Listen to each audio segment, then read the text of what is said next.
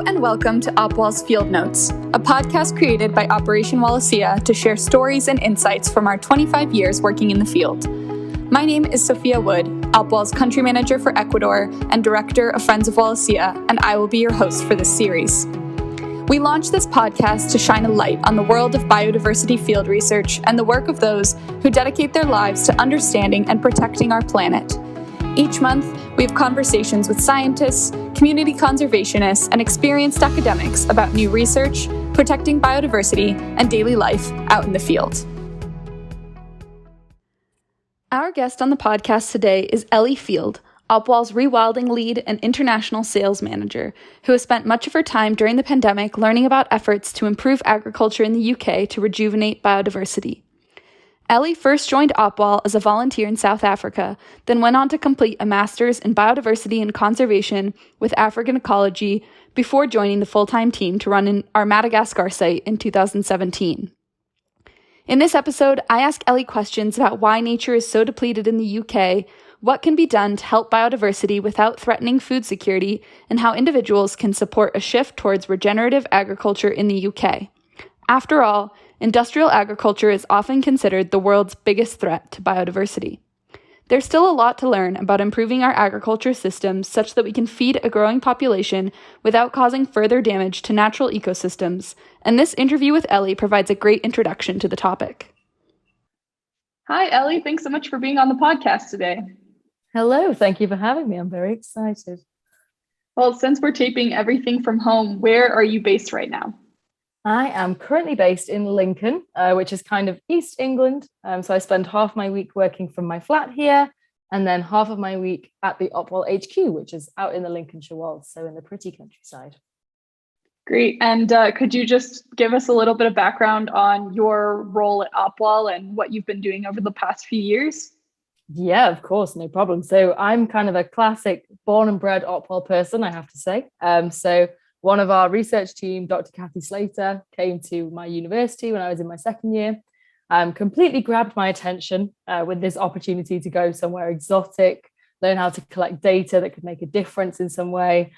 So off the back of that, I booked myself a 4-week expedition to South Africa, which basically ended up being the best experience I'd ever had until then. So I basically got to see kind of, hands-on conservation, got to see kind of a place that was totally different to my own. I'd never traveled out of the UK until then, or outside of Europe anyway. And somewhere like South Africa, the wildlife is so prominent with these large mammals that it's really kind of easy to get kind of swept up into this story of conservation and seeing how people can make a difference. So from that, I studied a master's in conservation. And then luckily for me, Opwall was hiring very shortly after that. So I started at Opwall in 2017 now. I started as office admin, which was really cute. But I'm now actually currently split between a few different things across kind of various disciplines in Opwall, which I absolutely love. So one of my major roles is working in recruitment for students from international schools. I also manage our project in Madagascar. I took this on in 2018. Obviously, unfortunately, because of COVID, we've not been able to get there for a while, which has given me time to focus on all things UK instead, which I guess is kind of why I'm chatting to you today. So I spent the last summer doing a research season on the NEP Rewilding estate, which is in the south of England, and specifically focusing on the kind of impact that this kind of hands-off management of rewilding has on biodiversity, as opposed to kind of traditional agriculture. So it's been a full swing all the way from traveling for my first ever time straight back into the UK and looking at the impacts of biodiversity here. So yeah, that's me. That's awesome. Well, that's a great story. And you're right, it's an absolute classic Opwall story. So many people start as university students or high school students. I started, right after university. So we all got in young. Taking a step back before we get into kind of some of your recent work with agriculture and biodiversity, how did you first become inspired and decide to become a scientist? Oh, this is such a good question, but I always dread it because I really don't know. It was such a gradual process. I didn't really enjoy science all that much at school. Please don't tell my teachers. But I always really loved animals. I grew up around horses. I spent a lot of time kind of building relationships with them. And my dream job actually used to be a wildlife vet. But when I realized that I absolutely hate blood and I'm terribly squeamish, it kind of took that option off the table. So I did some research into other options and basically landed on a zoology degree. Went to loads of open days, eventually chose Bristol University because they had a really good animal behavior focus. And that was kind of what I was most interested in at the time. So yeah, I don't know at what point I decided I was going to be a scientist. I think it just kind of built and built and built. And I came from this girl that had her first job working with horses on a yard to kind of where I'm at now, which is, yeah, gradual process, but I guess I'm here now and I guess I'm a scientist. So yeah. Well, we all have a different story. I think a lot of them do start with, just loving animals as a kid. Funnily enough, I also wanted to be a veterinarian for a period of time. I think that's probably a lot of us. There you go. Well, so I want to dive right into the question of our podcast today, which is kind of the discussion of agriculture versus biodiversity and how the two are connected. The UK is often considered one of the world's most nature depleted countries. I know has lost a lot of its biodiversity over the last few hundred years. Why is that? Yeah, I mean, absolutely. And I think it's kind of drawn so much more attention to itself in recent years as well, which I think is a really good thing. So I guess in terms of biodiversity, we have to kind of look at this across the board. So if you kind of start with habitat as a focus, so habitat was once like totally closed canopy woodland everywhere. That goes way back to kind of 500 BC and even before that. And kind of the whole of the UK would have been this kind of native woodland, would have been managed by the presence of kind of larger herbivores. So this whole system that was really kind of managing itself. And then this introduction of agriculture as we started to need to support these populations led to a different kind of habitat. So we ended up with beautiful meadows that are kind of super diverse in plant species, and they support all this other obviously glorious biodiversity. And farming methods pre that intensification that we've seen really supported the growth of these meadows. Natural woodland was still kind of present. We had flagship habitats like the heathland of the UK. And all of this provided this beautiful matrix of habitats which supported beautiful biodiversity. As it always goes, habitat underpins biodiversity. So it's not surprising really that as agriculture has intensified, this rich biodiversity has obviously kind of started to suffer. And I suppose a main cause of the issue in the UK really, if you kind of look at it straight on, is that population growth and the expansion of urban areas has meant there's a demand for both food and also for land as well, which doesn't really leave that much space for nature. Right. That makes a lot of sense. Obviously, this has been going on for a long period of time, and many other countries in the world have seen similar, I guess, land use change and soil change over many years as people shift towards agriculture. Is agriculture today still considered a major threat to biodiversity in the UK? Without doubt, unfortunately. We should probably specify agriculture in the way that we know it now. So that intensive land use, that overgrazing, use of pesticides, insecticides, that is without a doubt a major threat. So I think over 70% of land use in the UK is accounted for by agriculture at the moment. Wow. So it's really hard to ignore the impact that this can have. It's a huge amount of land. And we could talk about this forever, but one of the key areas of impact kind of from the abiotic point of view, which has only relatively recently started to become wider knowledge, is this impact on soil health that this farming's having. So decades of intensive farming using pesticides has really had such a negative impact on the soil. So it's not just pesticides, it's overgrazing as well. And that's not just for biodiversity, but also actually for the effects of climate change. So farming really is having that impact on both. And given that soil has this huge role in carbon sequestration and management of other threats like flooding is particularly an issue in areas of the lowlands of the UK. So you can see real impacts on those abiotic features, but then also on the biotic side, you also see significant habitat loss, particularly of these flower meadows for pollinators. We're losing our good quality hedgerows in favour of fences, and they're so important for food and for cover.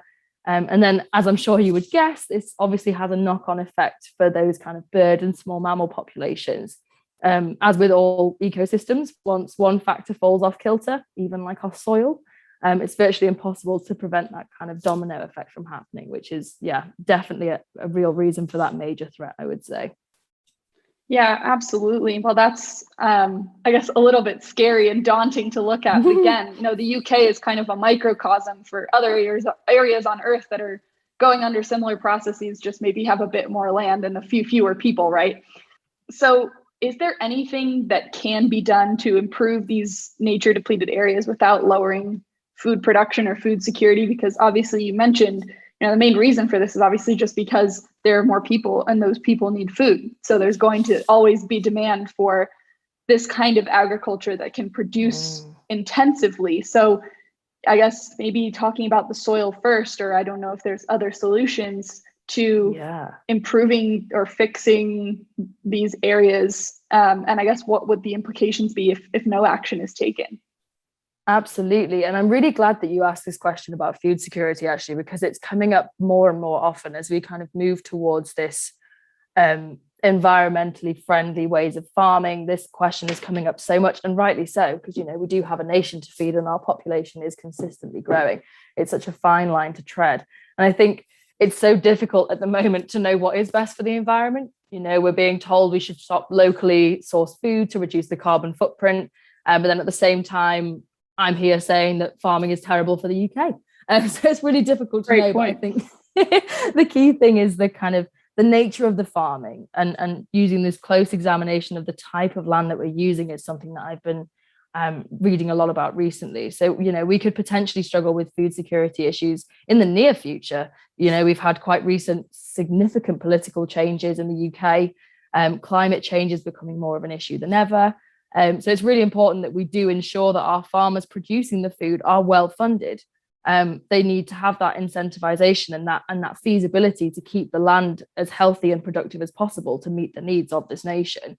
But then on the other hand, much of the land that we have in the UK that's currently banded into that agricultural land that I mentioned, that 70%, is actually marginal land. And this is land that could be considered, it's basically considered to be of little agricultural value. So that's often where productivity is so low that it actually costs more to rent or to farm it than you actually get from income of crops.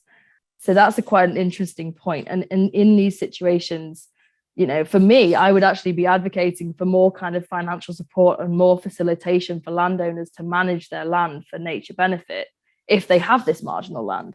Because actually, if there can be funding provided in some way, or some kind of incentivization to use this marginal land that isn't really producing food in the way that it needs to, then it actually stops those that are owning that type of land from being in a bit of a catch-22. And I think, if we don't start acting now and offering this support, we are going to see our soil quality declining and our water quality ruined, which sounds really sad.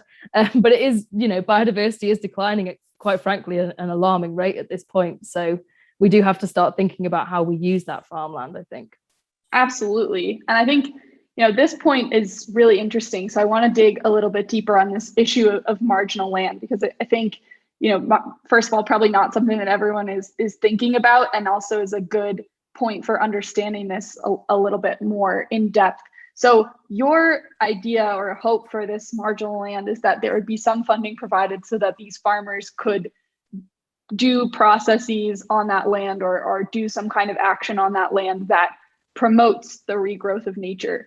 What are some of the things that farmers could do to make that land more useful, I guess, for the world? Maybe not for them as farmers, but for in terms of ecosystem services, maybe.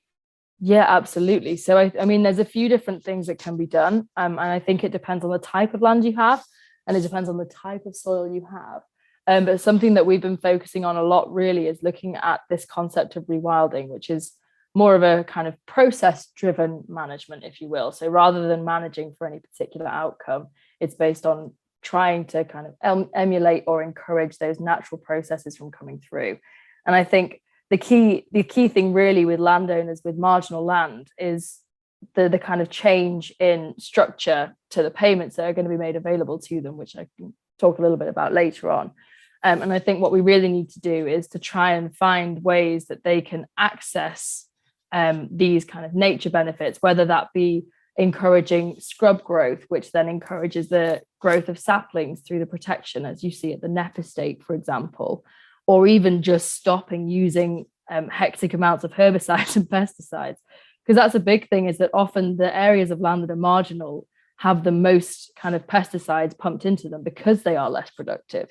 So these areas that aren't great for farming anyway are then kind of having to be pumped full of chemicals to make them useful, which then makes them even less kind of environmentally friendly, which is a real shame. So yeah, it's a difficult question. I definitely don't purport to know everything about it, but hopefully something that we can start as a sector to focus a little bit more on. Absolutely. Well, certainly don't expect you to know everything. I don't know if anyone does about this. This is such a new subject, I think, thinking about how not only we can conserve or protect nature, which I think is, a question that we've had for many, many years, but how you do that in the face of people needing food, of growing populations, of protecting human livelihoods and equity and justice, that are really important questions to ensuring that, we can have a nature positive economic growth that also takes care of people and takes into account the current situation on Earth. That's it. I think so often people are so keen to say how things used to be, and actually we can't look back to just how things used to be, because we have a significantly larger population. So trying to find ways that we can actually work forwards with new systems, I think, is what we're going to have to do. We can still use the olden days as inspiration for sure, but we definitely need those novel approaches, I believe. Absolutely. Well, obviously you talked a bit about what could be done, or what you would hope would be done to solve this problem to some extent in the UK. What is currently being done and implemented in the UK? And, these incentives that you mentioned for farmers, do any kind of incentives like that exist today? Or what kind of incentives are potentially going to come into place to help support farmers or nudge farmers towards improving biodiversity on their land? Yeah, this is a very topical question. I'm going to try not to make it super technical and boring. But for many years, we've basically had what's called the Countryside Stewardship Scheme. So this is a scheme that facilitates agreements between landowners, farmers, land managers, whoever it is, and DEFRA. And DEFRA, just as a heads up, are our government's Department for Environment, Farming and Rural Affairs. So these agreements are providing funding, basically using management techniques that were more nature friendly. So the idea is that you're essentially incentivized financially to do something that's better for the environment. So that might be creating habitat for rare or declining bird species on your land. It might be creating set aside and wildflower margins, that type of thing.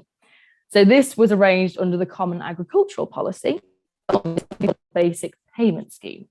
So the Basic Payment Scheme was basically something that meant that all landowners would receive a set payment every year based on the area of land that they own. So they didn't have to do anything. They just received these payments proportional to the area of land that they own. And these basic payments are basically what has kept so many farmers afloat for so many years. As I mentioned before, lots of the agricultural land in the UK is difficult and expensive to farm. So when you factor in this pressure to sell food for the lowest price as well, many farms just aren't profitable anymore. So this basic payment system was really quite a lifeline for a lot of people. Now, as I said, both of these systems, the Countryside Stewardship and the Basic Payment Scheme, were under the Common Agricultural Policy, which is part of EU law. So after Brexit, a new system has come in under the UK government, and this is called the Environmental Land Management Scheme, or the ELM scheme.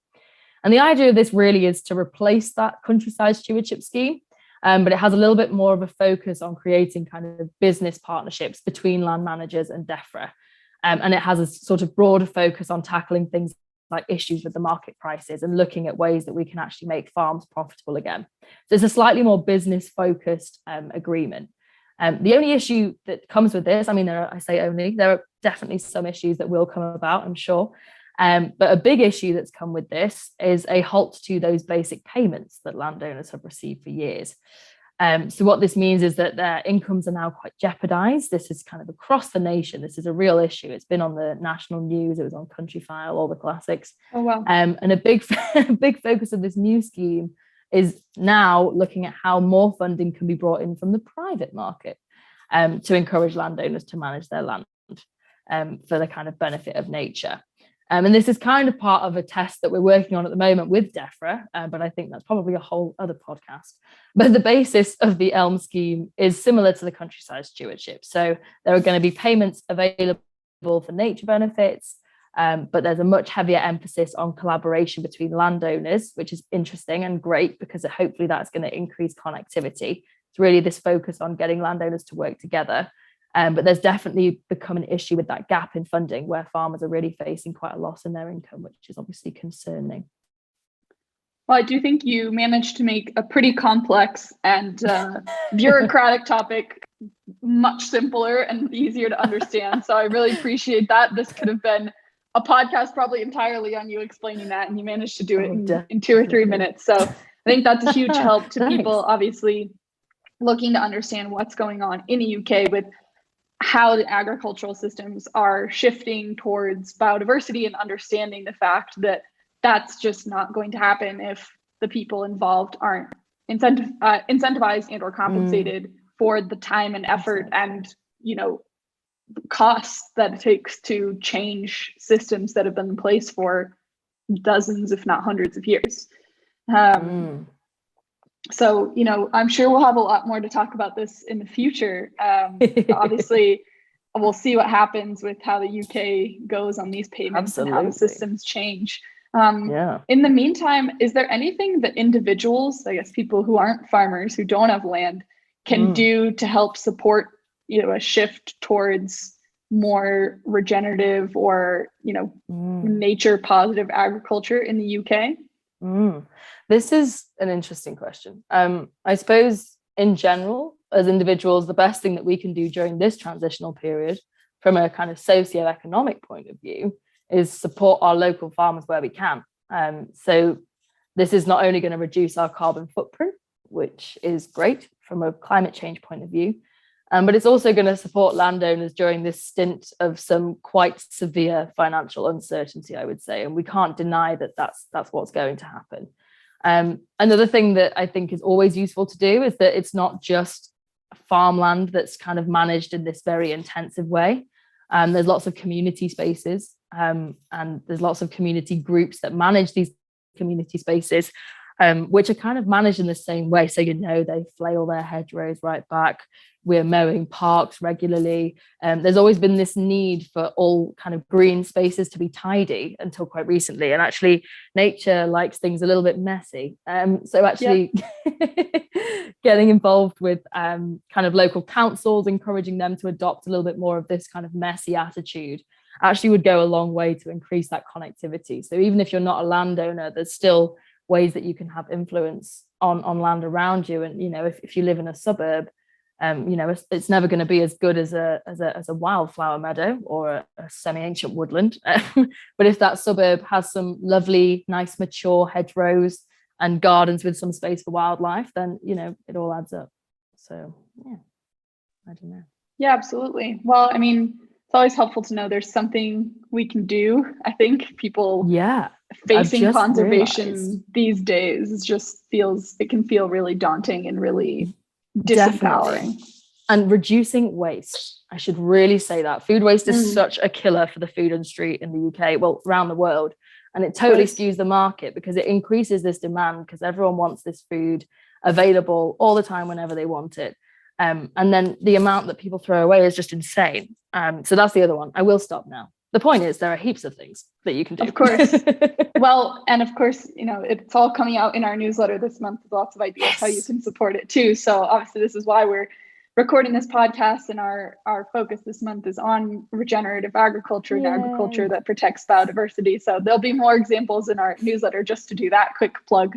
Well, I guess we're rounding out here with some of the questions. I wanted to ask you, kind of looking at the UK, as we've talked about it a couple times, and I've kind of seen it as a microcosm, as an area where, intensive agriculture has had such a big impact because it's a small island with lots of people. But again, there's a lot of countries that haven't hit that tipping point of the UK yet, mostly because they're bigger, they have fewer people, but a lot of countries are heading in that direction. I think we're still having a lot of land conversion towards agriculture. Agriculture is often considered, one of the number one threats to biodiversity and climate change in the world because of how much space it's taking now. can the UK model of how things are starting to shift towards nature restoration and agriculture be used as an example for other countries? Or even are there other models that you know about that are working to shift agricultural production towards systems that restore biodiversity? This is another good question. You're making me think here. I have to say, I'd be hesitant, in all honesty, to support anything that the UK does from the off. That's okay. I think we do need some time. I think the ELM scheme has potential. I think this consideration for private sector funding is interesting.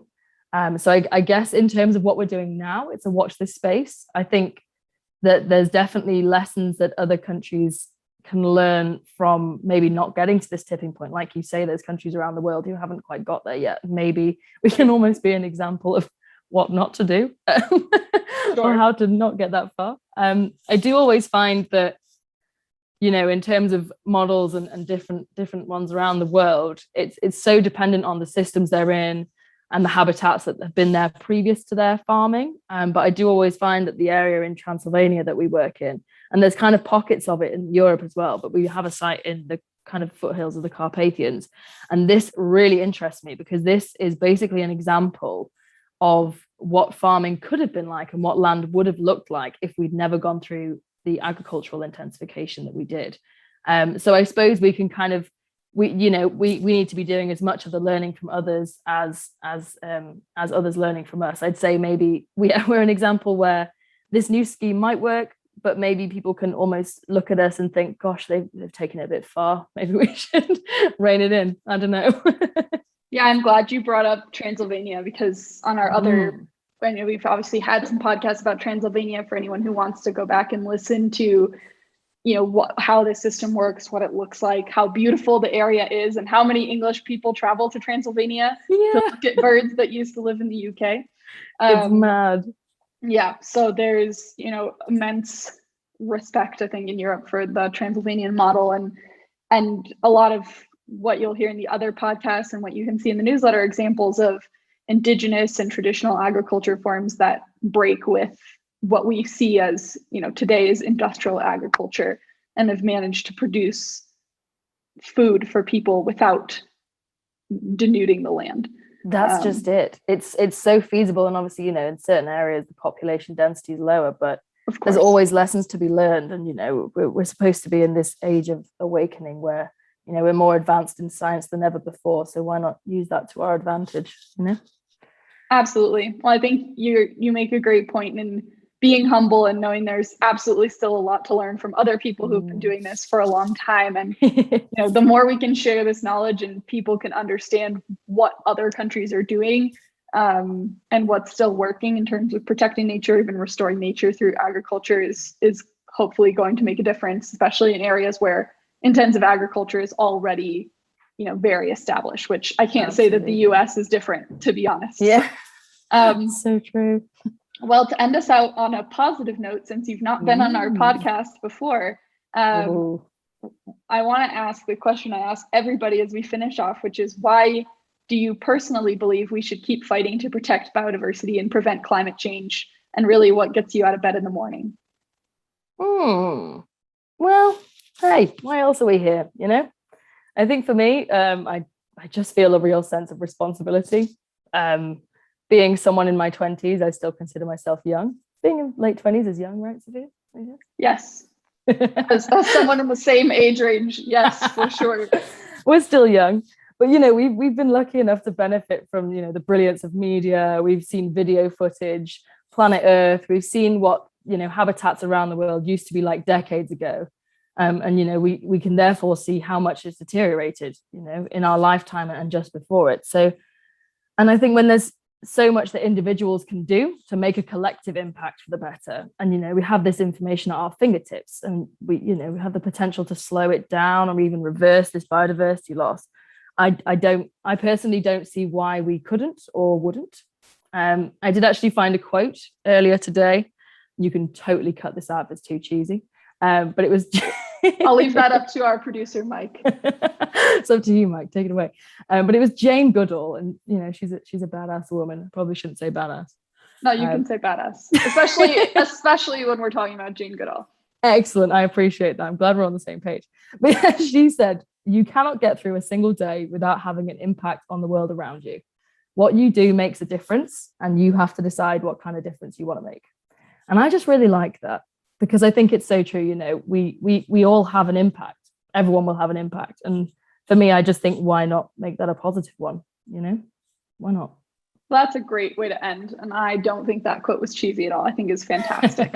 You know, I think so much of conservation and ecological protection over the last few years has made a lot of people feel that they can't do anything, that it's just too big to fix. And once you get to the realization that it's better to be imperfect and make tiny changes that you can do, the faster that you can actually, you know, move forward, and you realize it's much easier.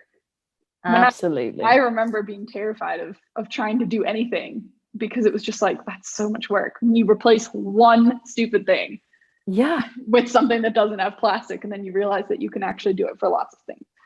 This is it. Like, I have a real issue with drinking too much Diet Coke, and I at least now don't buy the plastic bottles. Still a terrible company to support, but I drink them from cans. You are a true conservationist, Ellie. I know, what a queen. Gosh, I'm so perfect in every way. Inspiration. But yeah, no, it's right. It's daunting. It's too much. So just little things all the time. That's all you can do. I think that's a great quote and a great way for us to end. Thank you so much for your time to talk about this. I know it's a sort of complex and currently a bit political, maybe, topic in the UK. So thank you for explaining it to us, and explaining how really a country that, I guess, again, you know, is struggling with biodiversity right now can make a shift, you know, towards using agricultural land to protect and restore biodiversity without compromising, you know, the growth and food security of a nation. Yeah, absolutely. And it's been a pleasure. Anytime. Yeah, well, thanks so much. Have a great rest of your day. You too. Cheers. Thank you for tuning in to Opwall's Field Notes. We hope you enjoyed learning from Ellie about the UK's shift toward regenerative agriculture and other systems that support local biodiversity. Please do be sure to subscribe on Spotify, Apple Podcasts, or wherever you get your podcasts to stay up to date on new episodes about conservation and biodiversity hotspots around the world, coming soon on Opwall's Field Notes.